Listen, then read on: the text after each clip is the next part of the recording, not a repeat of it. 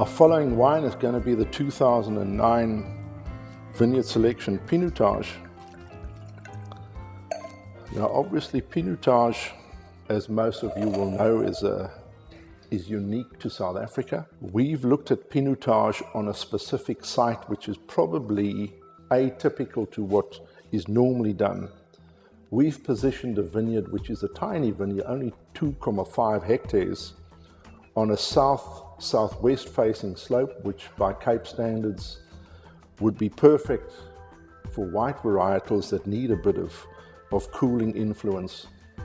But this vineyard is on decomposed granite soils with quite a high granite stone content to it. And it's positioned about 400 meters above sea level, which again gives it a distinctive edge.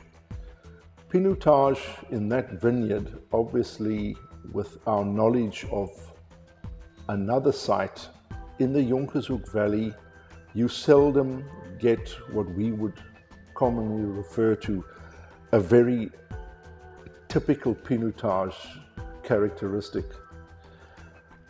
We told ourselves in the growing and the winemaking team that irrespective of the varietal, let's just attempt to make the best possible wine.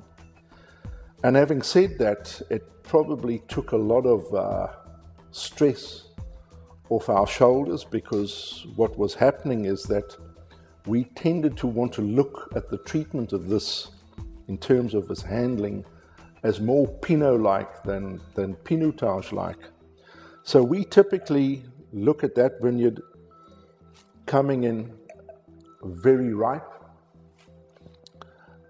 again very pristine, clean fruit because of quite a diligent sorting process.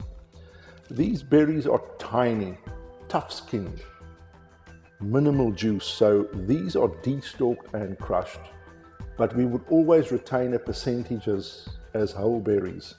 And these whole berries almost give you an influence of carbonic maceration, so this adds another dimension to it. But again, we would look at this and rather be fermenting on the cooler side than the warmer side. And again, because Pinotage could have fairly aggressive tannins, we're very, very careful with our extraction techniques. And obviously another important thing is appropriate oaking. Now, good Pinotage certainly has the ability to absorb lots of a new oak. We, again, don't want to overemphasize or to overplay our hand in terms of oaking, which obviously might be very exciting for some punters, but I think a discerning palate will certainly not enjoy that, because I think what we're finding in this wine is layered red fruit, black fruits, dark plums, ripe cherries. I mean, it fascinates one because it tends to manifest itself in so many different ways over a period of time.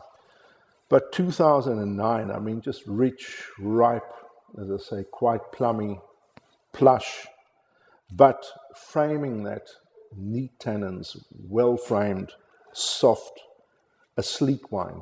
But certainly we know that these wines age tremendously well, and I'd like to believe 2009 has the capacity to be going at least 15 years.